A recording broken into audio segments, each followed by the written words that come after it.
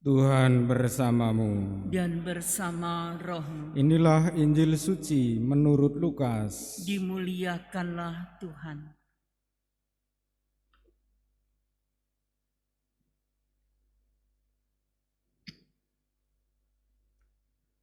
Ketika Yohanes Pembaptis tampil di Sungai Yordan, banyak orang menanti-nanti dan berharap, dan semuanya bertanya dalam hati tentang Yohanes, kalau ia adalah Mesias.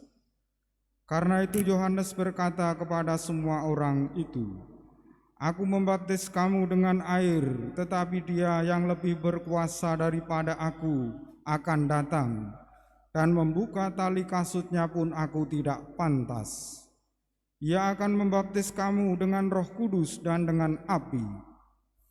Ketika seluruh orang banyak itu telah dibaptis, dan ketika Yesus sedang berdoa, setelah ia juga dibaptis, terbukalah langit dan turunlah Roh Kudus dalam rupa burung merpati ke atasnya.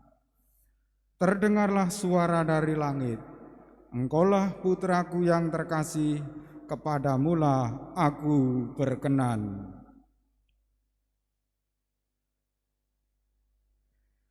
Demikianlah sabda Tuhan. Terpujilah Kristus.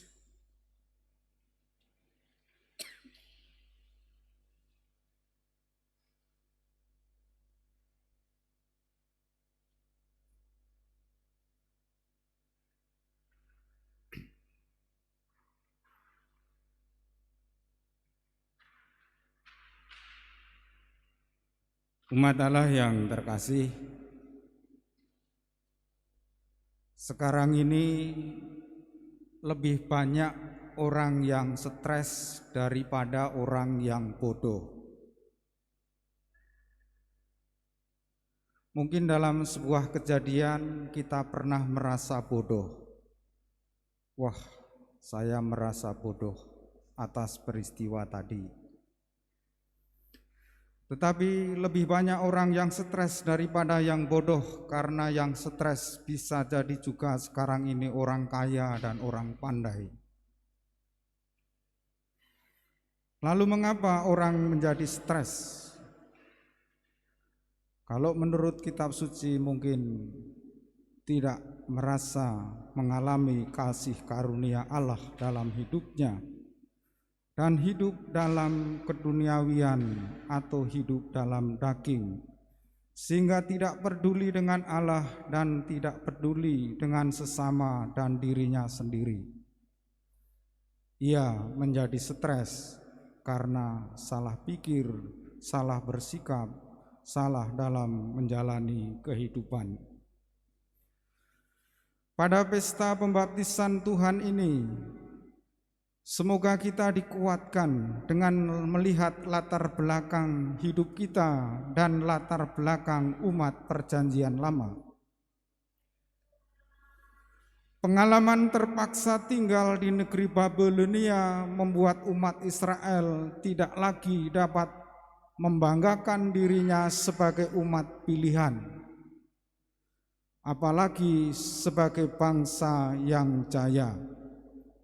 Umat Israel merasa menjadi bangsa yang bodoh, menjadi bangsa yang stres, yang tidak bisa dibanggakan lagi dalam hidupnya. Mereka menyadari betapa terpuruknya negeri mereka tanpa bisa berbuat banyak. Tetapi pengalaman itu menjadikan mereka memurnikan iman mereka. Perlahan-lahan muncul kesadaran bahwa Tuhan dulu memerdekakan mereka dari Mesir, memilih mereka dan memimpin mereka keluar dari kesesakan batin. Hal itu dinubuatkan oleh Nabi Yesaya dalam bacaan pertama. Umat dihibur dan umat diajak untuk membuat komitmen baru, mengubah cara pikir umat dan mengubah sikap hidup umat. Pengalaman penderitaan memurnikan iman umat perjanjian lama, dan pengalaman kita merasa bodoh, merasa terpuruk dalam hidup harusnya memurnikan memurnikan iman kita. Dan pemurnian iman itu diwujudkan dalam peristiwa pembaptisan. Orang-orang yang merasa hidupnya dituntun kembali oleh Allah memberi diri dibaptis. Memang pada zaman Yesus, baptisan yang dikenal ialah baptisan Yohanes Pembaptis. Baptisan yang diumumkan Yohanes sebetulnya bukan hal baru bagi masyarakat pada waktu itu. Para pertapa di Qumran sudah menjalankannya. Juga kelompok orang-orang saleh waktu itu menyatakan niat mau membaharui diri, membaharui hidup mereka dengan baptisan.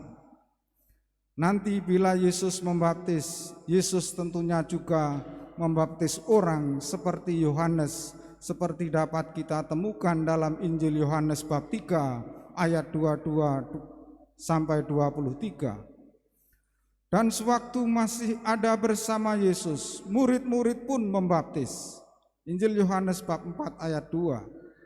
Tentunya menurut pembaptisan Yohanes juga, baru setelah peristiwa kebangkitan, baptisan di kalangan pengikut Kristus umat Kristiani menjadi lebih khas. Dan baptisan itu tercermin dalam ajakan agar murid-murid Yesus membaptis manusia yang berkomitmen dan beriman dalam nama Bapa dan Putra dan Roh Kudus. Injil Matius bab 28 ayat 19. Mari kita mengenang pembaptisan kita, juga melihat pembaptisan Yesus. Kisah paling ringkas dan paling awal didapati dalam Injil Markus bab 1 ayat 9 sampai 11. Memuat 3 hal tentang pembaptisan Yesus. Pertama, Yesus dibaptis oleh Yohanes di Sungai Yordan. Kedua, sewaktu keluar dari air, ia melihat langit terbelah dan Roh turun kepadanya seperti burung merpati. Maksudnya kekuatan surga yang maha dahsyat tampil dalam wujud yang lembut burung merpati. Dan yang ketiga, saat itu juga ada suara dari langit mengatakan, "Engkau anakku yang terkasih, kepadamulah aku berkenan." Kita menjadi orang-orang yang berkenan di mata Allah karena sakramen baptis. Lalu apakah kita menggunakan rahmat sakramen baptis itu dengan baik atau membiarkannya? Mari kita belajar dari kisah para rasul. Dalam kisah para rasul, baptisan dijalankan dalam nama Yesus. Dalam arti orang menggabungkan diri dengan pengikut-pengikut Yesus.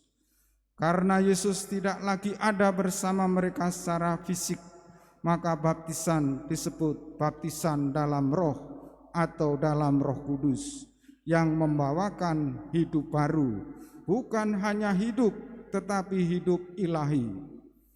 Paulus menjelaskan bahwa menjadi pengikut Kristus dengan ikut dibaptis karena tindakan itu melambangkan keikutsertaan di dalam penderitaan, kematian, dan kebangkitan Kristus. Dalam surat kepada Titus yang dibacakan dalam bacaan pertama, Paulus menegaskan bahwa dibaptis berarti lahir kembali, mendapat pembaharuan hidup dalam Kristus. Kalau kita bersyukur atas rahmat sakramen baptis yang kita terima sekali seumur hidup, tidak bisa dibatalkan oleh apapun. Kita bersyukur karena pertama, dosa asal kita dihapuskan, dosa pribadi kita dihapuskan, kita diangkat menjadi anak-anak Allah, dan kita berhak untuk mencapai kehidupan yang kekal. Dengan begitu, kita seharusnya dibebaskan dari kebodohan, dari kekhawatiran dunia, dan dari sikap atau perasaan stres.